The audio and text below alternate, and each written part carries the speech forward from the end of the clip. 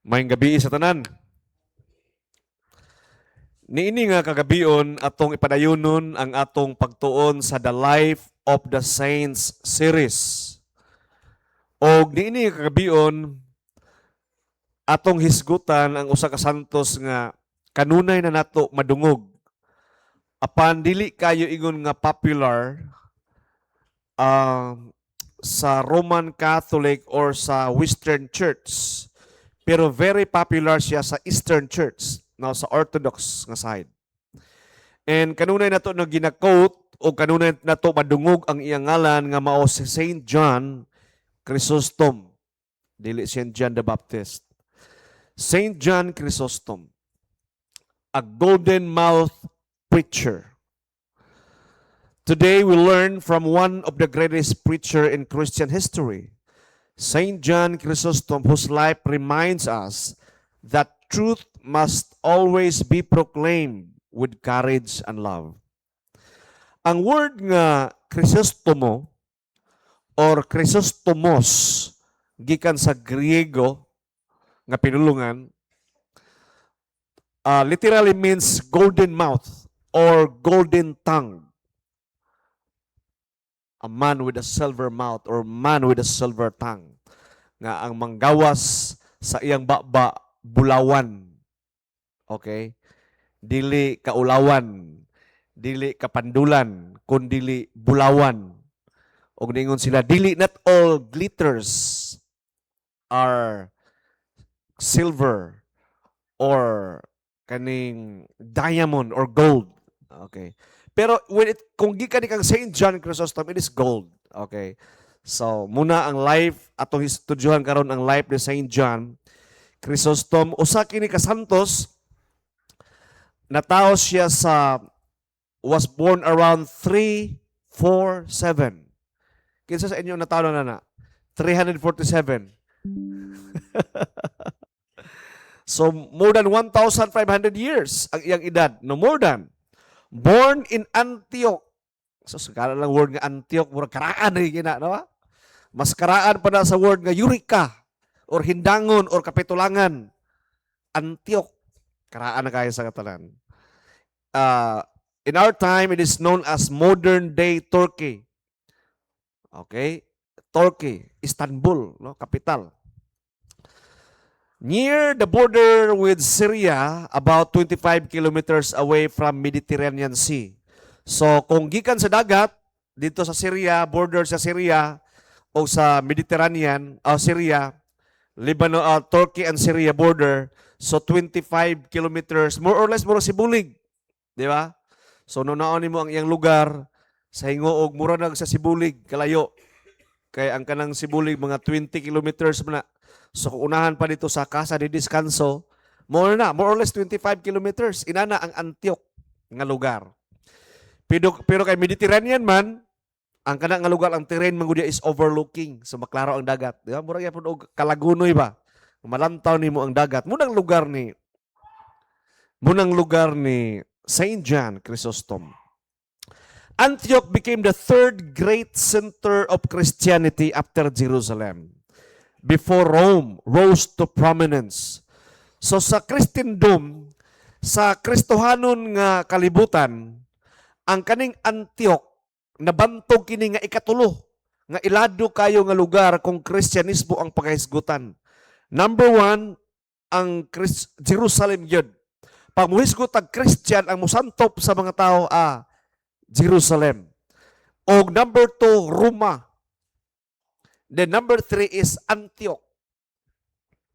O kung atong basahon ang history niya na munang lugar diin si Constantine, the son of Saint Helena, Constantine the Great. Gitukod niya ang Byzantium or bag-ong Roma diri sa Turkey. Dili sa Rome. Tungod kay nakit-an niya nga ang Rome saturated na kayo o moderno na kayo ang Rome. So naghimo siyang bag-ong Roma diha sa Turkey. O diha na tao ang lugar kanang the cathedral, no? Sofia Hagia or Hagia Sophia, na-mix na ko gamay. Nga karon mao na siya ang ikaduhang Roma Mao bitaw nga na the Church of the West and the Church of the East. Tungod kay ang Byzantium, ang kaning Antioch, kaning lugar sa Turkey, nahimo siyang rival sa Vatican. Kaya ang Vatican na ang Santo Papa, apan diri sa Byzantium or diri sa Byzantine or diri sa lugar sa Turkey, naapo diri ang Patriarch of Constantinople. So nag-excommunicate sila matag usa ingon ang Rome. You don't acknowledge my supremacy, excommunicate mo. Nakadungog pod ang Patriarch, ang Vatican di mo ilas akong supremacy, excommunicate mo. And I would rather see turbans walking in the street of kaning Turkey, no? Or Constantinople rather than to si miters. No? Sa laktod nga pagkasulti, mas maayo pa kuno sa kupon sila sa mga Muslims rather than the supremacy of Rome. So it's a pride. Ni-kick in ang pride muna nga na schism sa simbahan. And we will be praying. Kita karon tungod kay the church is under attack from within. Sabotage ba, no? Munang the enemy from outside sayo na siya i-neutralize. But the enemy within is like a cancer. Sa imong lawas nimo nga lisod kayo nimo is surgical approach. Tungod kay naaman sulod. So ang church karon, especially the church of the West, na sila'y possible nga threat of schism. Tungod kay naay mga minority karon nga mga cardinals o mga archbishop nga gusto nila dili nila gina-recognize ang Second Vatican Council nga ang simbahan, ang pulong sa simbahan, ang lingwahe sa simbahan kaning Americanized na. Ang ilang gusto katong kinaraan unya magmisa atubang sa altar. Kaning akong gibuhat karon atubang ko ninyo bawal ni. Mga extremist, conservative nga mga tao. No? So gusto lang ang katong kinaraan yun kay mauto ang godly. So makita na to ila na maigsuon. Then si Saint John Chrysostom,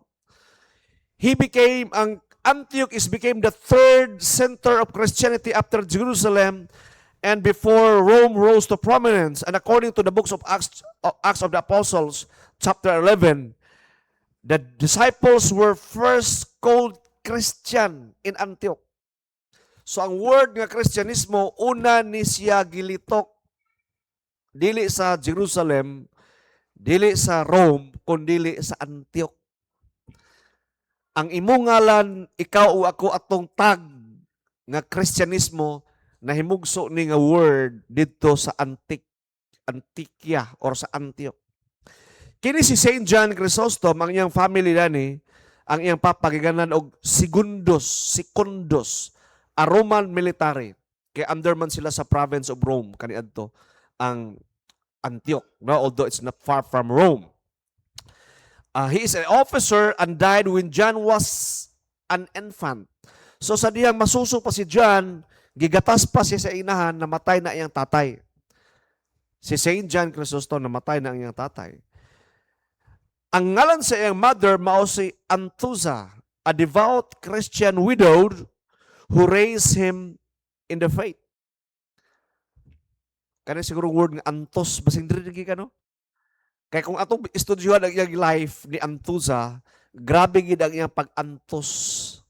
Nga naman, she chose to remain widow for the rest of her life after the death of her husband. She refused to marry so that she could devote herself entirely to raising John as a faithful Christian. This was an extraordinary sacrifice. Anthusa was only about 20 years old when her husband died. 20 pang edad. So naminyo siguro ni 18. Nabalo 19. Di ba? Pagka 20 or nabalo siya 20 pang edad. Ba pa sa atong panahon karon, kuan pa man ni? Dalaga pa man taon. Di ba dili dalaga pa kay ba? Pero wag siya nagminyo. Dili awat sa ato karon, di ba? Labi ng mga lalaki. Why assurance? Grabing hilak. Lair man ni kani grabe kay mo hilak. Kay mo dali ra kay maminyo. Di ba? Kanang mamatay gid ko kung wala ka, mag-unsa na lang ko, ana. Hindi ako mag-ibutang na ang lungon sa bangag, muuban ko, ana. No? Pag ando na, dali ra kay na makauyab. Di ba? Muna giingon ni Bishop nga, to lonely hearts, love blossom. Di ba? She personally oversaw her moral, spiritual, and intellectual formation, teaching him prayers, scriptures, virtue, and love for Christ. Ang iyang mama na mao ang nagmanso, nagmatuto gayod ni Saint John Chrysostom. Even pagan scholars admired her. The famous pagan rhetorician Libanius, o sa katawag ng ganlang Libanius, is said to have exclaimed, "What a wonderful woman the Christians have." What a wonderful woman kuno ang iyang description sa mama ni Saint John Chrysostom. He was referring to Anthusa's remarkable faith, chastity, and devotion.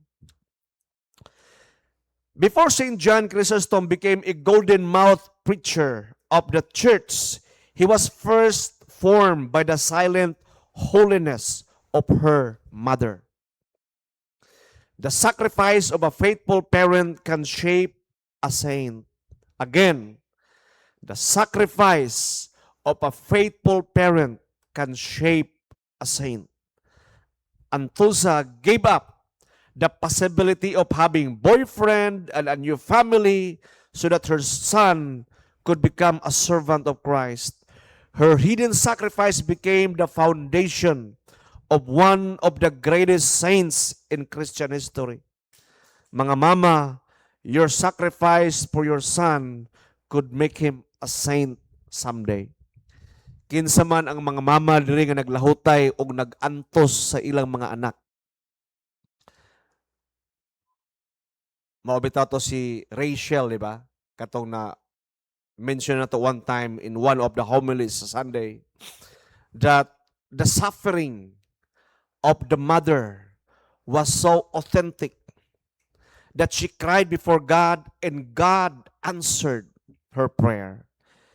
Ingon sa mga rabbinic nga tradition sa Medrash sinulat sa mga rabbi, ingon siya, Abraham was praying for the children of Israel kuno to be sent back home from slavery and from exile. Kaya na-exile man sila sa Babylon. And exile sila sa Iraq o sa Iran, Babylon and Persia. And Abraham was pleading to God. And God was moved, but he didn't say yes. And Jacob, according to tradition, was pleading and praying. But God heard their cry, but was not so moved. But when Rachel, the sorrowful mother, cried before God, and God saw the authenticity of the mother's pain in giving birth, and God honored and was moved, and He returned the people of Israel from exile back to their homeland. O kung makita ko nimo ang monument ni Rachel diha sa roadway, when you are from gikan ka sa musulod ka sa Jerusalem diha sa Samaria, na siya monument dito. Gibutan lang monument because Rachel was buried near the road. O sa ilang pagpauli, ang mga pilgrims, they will always say the prayer na ngay silang intercession ni Mama Rachel.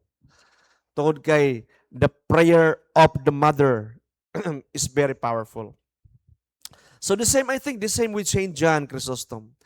John was raised with a single mom. Na usa ka mama nga wa nagminyo. And kamo mga mama, ang inyong mga pag-ampo sa inyong mga anak, gamhanan kayo. So don't stop mga mama, don't stop. Tungod kay God is listening and God sees your sincerity. It's so powerful. And bisan pa nga ang inyong mga anak, mga minyo na sila'y pamilya, still you are the mother. Wala nawala ang imong pagkainahan. St. John Chrysostom Education, si Libanius, isa sa iyang the greatest pagan orator of his day. In fact, si St. John Chrysostom kuno unta iyang plano himuon niya nga disipulo kay kung mamatay na si Libanius, siya ang mupuli. Pero St. John converted to Christianity ug wala na hitabo. John Chrysostom formation can be divided into two stages. Number one, sa iyang classical education, he's learned in philosophy, law, rhetoric, grammar, literature, logic. Tanan nga available nga knowledge sa ilang time, iyang gitun-an. And about sa iyang Christian formation, he is also a learned in scripture, sacred scripture, theology, biblical interpretation, monastic spirituality, prayer, and asceticism. Kaning asceticism ay soon usa ni ka discipline sa mga early fathers nga they live as a monk and they live in the desert. Mga desert fathers. O ilang mga favorite nga mga verses niini is in 1 Corinthians chapter 9, I discipline my body and keep it under control. 1 Timothy chapter 4, discipline yourself for the purpose of godliness. So, kung ato ni tanawon usahay mura ni sila og mga extremist ba? Mo fasting, magpuyo sa kuweba, tagas kay buhok. So, si St. John Chrysostom ni agi siya ni ana nga disiplina, spiritual discipline. St. John Chrysostom was deeply influenced by several holy men and saints. Some he knew personally, while others inspired him through their writings and example. Number one, na siya idol ba? Dili idol nga gisimba, kung dili idol nga ginasunod, gina-follow. Okay? Ang usa nga saint nga iyang gina-follow is Saint Meletius of Antioch. So, dili kay popular, no? Meletius. Pero dito sa Orthodox, kanunay nila nila gina-venerate. His spiritual father, John Chrysostom, was baptized by Meletius around age 18. So, 18 na siya nabunyagan, ug muning nagbunyag sa iya si Saint Meletius. Recognized John's gift and appointed him as a reader. No? So, sa ato direk murag proclaimers. He taught John humility, fidelity to the church, and love for scripture. So si John nagkuyog-kuyog sa mga santos. Number 2, Saint Diodore or Saint Diodore of Tarsus, his biblical mentor. John studied scripture under Diodore. He learned the historical and literal method of biblical interpretation which shaped his famous homilies. Mauna si St. John, nahimo siyang man with a golden mouth, no? Tungod ni ining tohana. Kung namoy time tanawa, mo bitaw si Father J. usahay ka nang magtudlo siya sa St. Cyril, mo? St. John Chrysostom is sometimes if there is St. Augustine of Hippo in the Western Church, sa Eastern na ay St. John Chrysostom. Kung naay Thomas Aquinas, na sa St. Palamas sa East, inana na ilang countermeasure. So inana siya kagahi. Naay theologian sa ilang time. O nakuha na niya sa iyang pagkuyog-kuyog kang St. Diodore of Tarsus. Si St. Paul is also from Tarsus, right? St. Basil the Great, his model of pastoral leadership, although they probably never met, John admired Basil's holiness, care for the poor, and defense of Orthodox faith. John's concern for charity and disciplined clergy reflects Basil's influence. So daghan kayo ang iya nakatunan kang Saint Basil. Saint Anthony the Great, his model of asceticism. John admired the desert fathers, especially Anthony. Anthony's life inspired John's years as a monk devoted to fasting, prayer, and simplicity. And lastly, Saint Paul the Apostle, si San Pablo, his greatest spiritual hero. More than any other saint, John loved Saint Paul. He wrote numerous homilies on Paul's letters. Namoy nabantayan may igsoon about sa kinabuhi ni Saint John de Chrysostom? He is surrounded with saints. Talagsa ra kaayo ang usa ka tawo nga mahimong santos nga wala siya nagkuyog-kuyog sa usa ka santos. I remember, I think si St. Augustine is a good friend of St. Ambrose. Si Saint, well, sa kuan naman siya, sa Eastern Church, ginatahod si kaning Byzantine Empire ang kuan ni emperor, si anak ni Saint Helena. Saint Constantine, no? Although sa Roman Catholic, he is only venerated. Agi kuan na siya, gina-adore lang siya. Pero dili siya saint. Basta Church of the East, he is a saint. Ako na na-share, si Saint Benedict of Nursia, ang iya igsoon, Saint Scholastica. Di ba?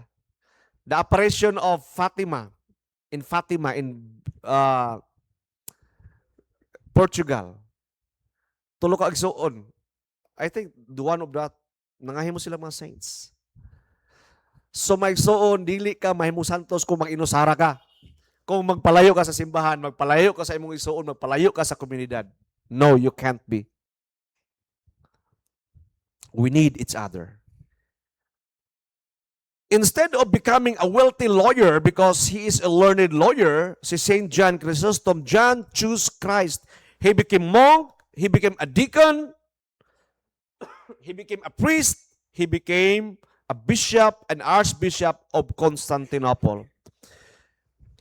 About 6 years in 375, St. John became a monk, lived as an ascetic in the mountain near Antioch, and last 2 years were spent as hermit in near total solitude.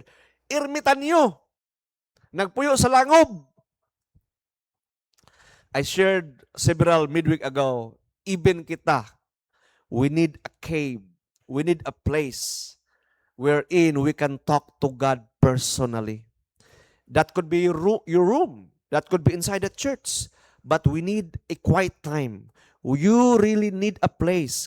Kaya usay saba kay ang kalibutan. And we need kaning ermitan niyo kinabuhi ba? I'm not saying mapataas sa buhok, mapataas sa tubungot, pero you need quiet time sa atong kinabuhi. Muna pangitaan nyo, pangita mo pamaagi nga na ay place sa inyong balay, like anang altar, magbutang mong cross, wherein you can really communicate God through the object nga iyang gihatag sa ato, mga sacramentals. So, he's a monk, and he's a deacon for 5 years. And he's a priest for 12 years. And he is the archbishop for about 6 years in Constantinople, in Turkey, the Church of the East. Siya ang pinakalabaw, archbishop. And ang iyang mga remarkable advocacy as a bishop is the reform of the clergy, the caring for the poor, and the fearless preach against corruption. Nagbasa ko sa post this morning ba? Amo, tinuod ba to? Si Harry Roque. Siya, asa naman mga Roman Catholic? As abi ko man og anti-corruption ta, ang mga Iglesia ni Cristo na may noon ang hari dito sa kanang anak, kanang kuan, EDSA. Asa naman ang mga tinuod? or nag-claim nga mga tinuod, no? Against corruption. Siguro kung si Saint John Chrysostom buhi ni karon, basin ni agto ning Malacañang. And he complained about the maleta, no? Mga malita-malitang pera. He's number one. He's so bold. Dili siya mahadlok, di siya magtago. Nga adi ta mag-intra-intra politika. Kuyaw kayo niyo. Pero ang iyang pag-intra politika dili siya pareho ng running press kanang sing istorya diya sa kuan. Ang iyang yung direct confront sa king. Dili siya maghatag og black propaganda. Og dili siya mahimong partisan. Muna to bantayan ha. Kita mga Kristohanon, dili malikayan nga mahimutang partisan murag pro Duterte, pro Marcos, pro Pink, pro Dilawan, pro Yellow, I don't know unsa pa na diha nga mga political color. Dili nagali ka maminaw sa other side. Kung ang tanan mo agi sa imong wall sa imong Facebook, puros nagali pabor sa pikas or pabor sa wala, nahimo ka ng partisan. Og dili nagali ka magbasa sa comment sa uban kay imo nagi-conclude nga mali. Kanigyan mga Marcos ni mga kuan ni mga anti-Claire ni nga mga declaration mali ni ayo. You still have to read and evaluate, timbang-timbang nga ba? At the same time, mutal ako sa pikas. So si Saint John Chrysostom is dili siya partisan. Giagtog niya ang hari ug iya yung gisultian personal. And he was so convinced and so vocal about it. The top 3 greatest teaching ni Saint John Chrysostom is love for the poor, number 1. The poor are the treasures, the poor are the treasury of Christ. True worship includes caring for the needy. Nagtuo siya. Nga ang tinuod nga pagsimba, mao ang pagbali-bali o pag-ariglar sa mga pobre. Maigsoon, the question is, giatiman ba nato ang mga pobre? Or ang mga nanginanglan or galikay-likay ta? Na nasad ni, mangutang nasad ni, kani kabalo na yun sa kuros dani, kay nag-text na, di ba? Nagpadungog-dungog na.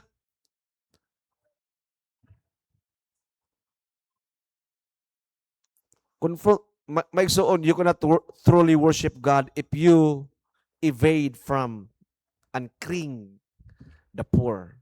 Kanang di kaganahan ba? Because most of the time of Jesus when he was on earth, he spent his moment or time with the poor, the lost, the lonely, and the needy. Greatest teaching, number 1, is love for the poor. Number 2, read the Bible daily. He encouraged every Christian, not only priest, to know Scripture. Ignorance of Scripture is a great cause of evil. Ang tao nga ignorante sa balaang kasulatan sa Biblia, mao ang dako kuno nga hinungdan nga ano ang tao naglunang sa sala. Ignorance. Live what you preach. Number 1 is love for the poor. Read the Bible daily. And when you read, you have to live. Puy-an ang imong natun-an bisan nag-isa lang na siya ka bersikulo. Faith must be lived through holiness, humility, charity, and repentance. 3 great contribution. Tulo-tulo lang. Daghan kayang contribution, pero tulo lang ang ikuha. Ang iyang nag-contribute sa church is greatest preacher of the early church. His sermon continued to guide Christians over 1,600 years. Ang iyang sermons, nahimo nga kahayag, nahimo nga guiding light, nahimo nga mga interpretation sa mga vague kaayo diha. Mo bitaw kami sa St. Cyril, daghan, I don't know, makompleto ba without St. John Chrysostom? The balance of the East and the West teaching. Pasalamat sa CEC. Kaya nga naman, we have this leverage. We have this opportunity ba nga sa West Manggod, sa Roman Catholic, pag teaching sa Orthodox, di nila pwede ma-embrace. Pag ang Orthodox, pag teaching sa Roman Catholic, dili na pwede ma-embrace. Pero ang CEC, we can embrace the East and we can embrace the West. And even the Protestant Evangelical. The three stream nga naa sa ato. Tudlo ni Father Rex, di ba? Liturgical, liturgical, evangelical, sacramental and charismatic, evangelical and charismatic. Naa na sa ato nga dugo.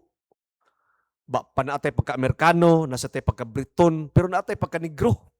Na mix na siya mo nga Pinoy. Gwapo kayo ang kombinasyon. Muro ta og kape nga 3-in-1. Walay sumo.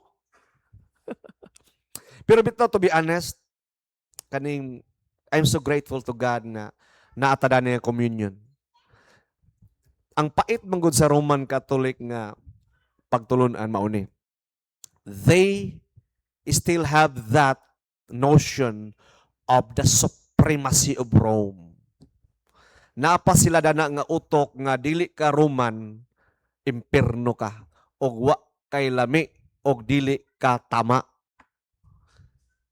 Kay naman sila is feeling supreme. Saan to sa kaning mga Tagalog bitaw? Nagtuo sila, ano kasi kayo? Mga Bisaya kayo eh. Mga probinsyano kayo. Supremacy, feelingon. Pero kita, we love them as our brothers. We embrace and we accept them. Bisa pagdili ta nila dawaton. Diba? Because we do not claim the franchise of the Holy Spirit. Wala ta nag-ingon nga ang Holy Spirit sa ato ra, naka-franchise sa ato. Wala, kundili naa sa simbahan, Universal Church. Number 2 nga, the great contribution is the divine liturgy. The divine liturgy of St. John Chrysostom remains the principal Eucharistic liturgy in most Eastern Catholic and Eastern Orthodox churches. And number 3 is defender of faith or defender of truth. He confronted corruption, defended the poor, and called clergy to holiness. Again, he called clergy. Mga pare, diakono, obispo, magpuyo kamo nga balaan. Matod niya.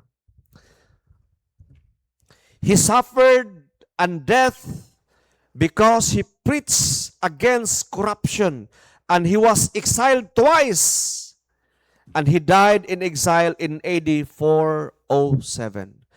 Tungod kay di siya ganahag corruption, gipahawa siya, gi-exile siya, wa siya gi-murder, wa siya gipatay, kundi gi-exile. Mo man style sa una?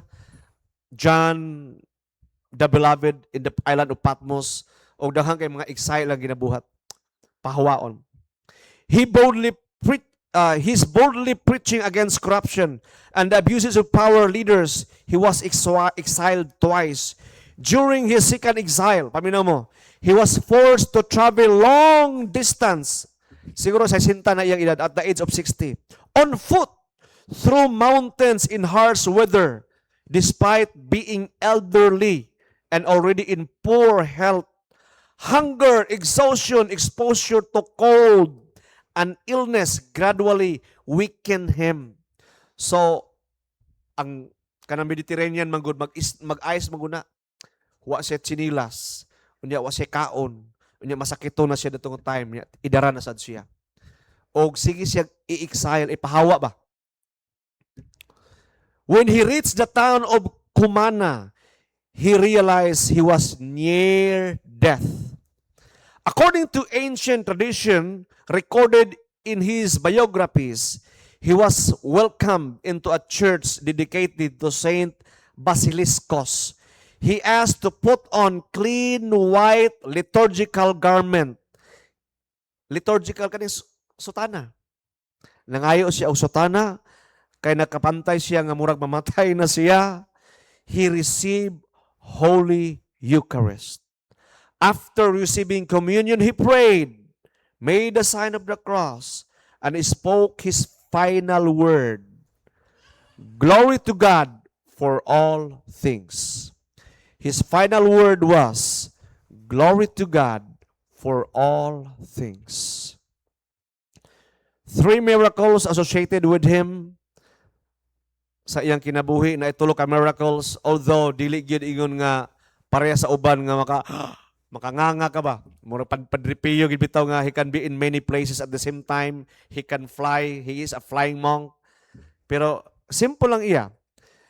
Number 1, miraculous healing the sick through prayer. Iyang giampuan ng masakit na ulian. Pareha sa ato, no? Mga pare nato diri. Na ulian by God's grace, not from us. Miraculous preservation during attempt on his life before his final exile. He endured violent mobs and threats without being killed. So grabe nga plano nga patyon siya pero wa siya namatay, naka-escapo siya. Then number 3 is numerous healing reported through his relics and intercession after his death. So usahay kaniya importante ni sa usa ka saints nga before mahimo kang santos, kinahanglan nga ang imong relics, first class, second class, third class relics nimo na ay miraculous nga mga event nga mahitabo. Example, healing or confession or na ay transformation sa tao nga naghikap o nagampo niini. Here are 3 of the best known teaching of St. John Chrysostom that summarizes spirituality and preaching. Okay. The road, matod niya, yung teaching niya, number 3. Humanata, last na rin. Ingon siya, pamina mo, the road to hell is paved with skulls of bishop and skulls of priest are the skulls of priest are the lamp post lighting the path. Ingon siya, ang dalan sa impierno kabalo mo, daghan kuno kayo ulo sa obispo o mga pare nga mga ulog himong suga. Ang pasabot niya, kuyawa, meaning, church leaders will be judged more strictly because they are responsible for the souls entrusted to them as a warning against negligence, pride, and corruption in ministry. Usahay kita manggod, mga pare, mga dikon, mga obispo, karaan ng galita sa ministry. Labi na sa ilang unang panahon. Kay walay shifting. Unlike sa Roman Catholic or sa lain nga communion, after 3 to 5 years, tuyok-tuyok na sila sa tibok Pilipinas. Sa ila, mura na nila og sila na tag-iya sa simbahan. Usahay ba, musulod si mga utok ka, ako ng simbahan. Ako'y magbuot, tanan. Finances, pagpadagan sa liturgy, walay council, walay bishop's council, walay rector's council.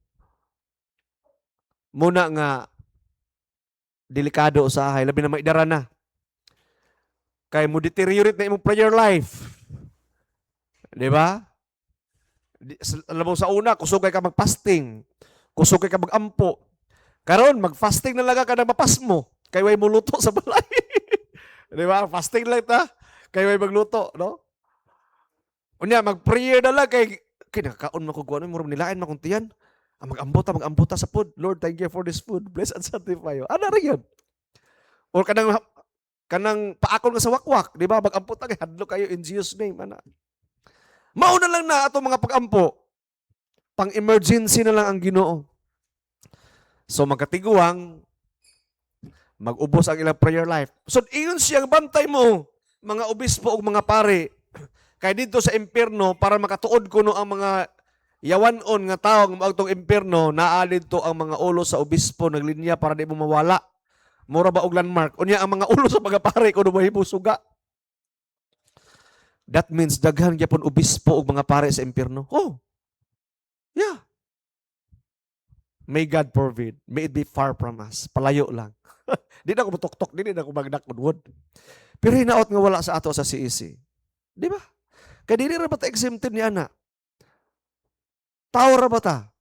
We're in this flesh. And nagkinlantag grasya gid sa Ginoo. To be honest, grasya gid maigsoon. Because many clergies don't end their ministries well. Daghan, pag una-una gali mo bi kanang nang bitay diya nga mga kuan. Kanang mga picture yo. sa inyong kilid, were they able to end well? Di ba? Mga pare na to sa una. Naman sila karon. Last na lang, ingon si Father J. ba nga, nabunyagan ka sa CEC. Gitanom ka sa CEC. Pag abot kuno sa langit, ang imong obispo mo una dito. O paglinya nimo dito, paglinya nimo, moingon ang obispo, sige, isulod na kay ako na, diri na membro na. Kuha na, di istorya lang, pero na-sense. O kung ikaw kuno diri ka nabunyagan o diri ka gitanom, pero diri sa kalibutan ni hawa ka o niagto ka sa lain, unya mulinya ka diri sa atong obispo, moingon si bishop nga di man na ako tao ni hawa na man na. Nobody can vouch for you. Walay makadupa nimo. Dito na sa kuana sa lain. I see unsa man gala-galain. I see gyapon pero sinagdanan. Og ang record sa langit si isi man na. Diha man na nabunyagan og diha na siya gitanom. Mawita to gi-share ni Father Rex last Sunday, di ba? Bloom where you are being planted. Dapat mamunga ta og mutubo ta, mogamot ta og mamunga ta kung asa ta gitanom. Kaya kung ibton ka, dako na ka, talagsar kay mabuhi na na, no? Sa lagma ra na, kasagara yun, mamatay og isugnod sa kalayo ang mga sanga. Then, number 2, nga preaching ni St. John Chrysostom, nilapas na ko gamay. No one can harm a man who does not injure himself, meaning the greatest danger is not persecution or suffering, but sin. If we remain faithful to Christ, no external hardship can truly destroy us. And lastly, pabino mo, if you cannot find Christ in the beggar at the church door, you will not find Him in the chalice. Kung ang mga pobre diha sa gawa sa atong simbahan or diri sa sulod or ang nagkinahanglan, the least, the lost, and the lonely, wala nato gibali-bali atong giyam iran, dili nimo makita si Kristo diha sa lawas o sa iyang dugo. Di na ko tiwason, dito lang takotob. So maigsoon, manindog ta, let us pray. No?